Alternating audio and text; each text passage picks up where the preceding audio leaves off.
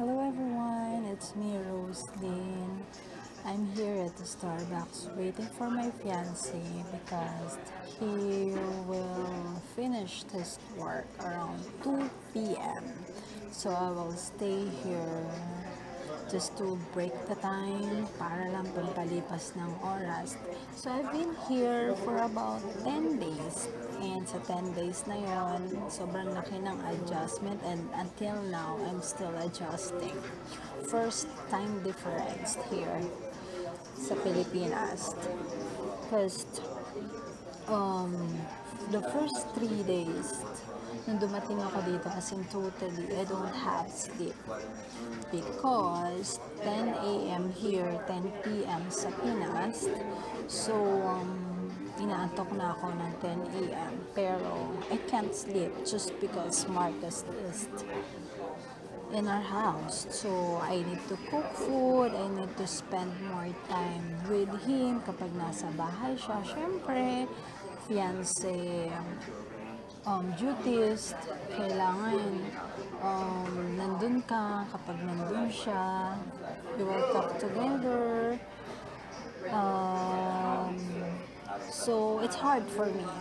Talagang kahit antok ka na, hindi ka pa rin pwede matulog kasi nandyan yung fiancé mo. And then, prepare mo yung gamit niya pagpasok niya sa work. So, yung mga ganong tipo. And then, nag-a-adjust din ako sa temperature. Kasi right now, I think it's 50 degrees Fahrenheit. So, for me, malamig na yon kasi hindi talaga ako sanay sa malamig. And minamigraine ako pag sobrang malamig sa Pinas, like yung nakatapad yung aircon sa office. Pero so far, dito sa 10 days, kahit malamig, never akong migraine. And that's good. I really don't know kung bakit hindi ako minamigraine. And at the same time, nawala yung asthma ko.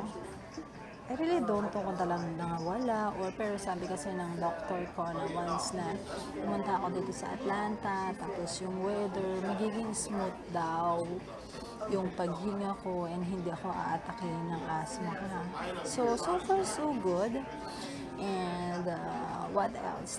Sa adjustment is nadala ko yung Pinoy traits here. It's like paranoid ako.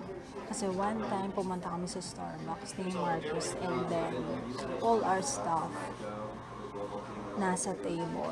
Bag, laptop, phone, wallet, nasa table lang. And then I told Marcus na wag siyang aalis sa table namin. And then nung time na nag-order na ako, bigla siyang umalis. So nung umalis siya, bumalik talaga ako sa table. And then sabi sa akin ni Marcus, wag daw ako maparanoid kasi wala daw kukuha ng gamit namin.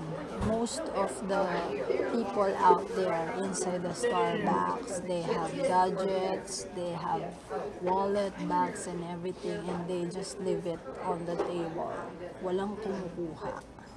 So, syempre, as for me, sa Pilipinas kasi, iwan mo lang yung gamit mo for about 1 minute. Pagbalik mo, wala na. Wala na dun yung gamit mo. Wala ka nang babalikan. Pero so far dito, okay naman. Wala naman ganun. Wala pa naman akong na-experience na negative na nangyayari. So far, so good. Smooth din yung relationship namin. So, ngayon, inaasikaso namin yung SS ko. Magpa-file kami sa SSN and I will do a video for that and then kukuha kami ng marriage license kasi sa November 18 yung kasal namin. I will give you update for that. So, watch my video and I hope nakakatulong sa inyo. So, good luck everyone. Till next time.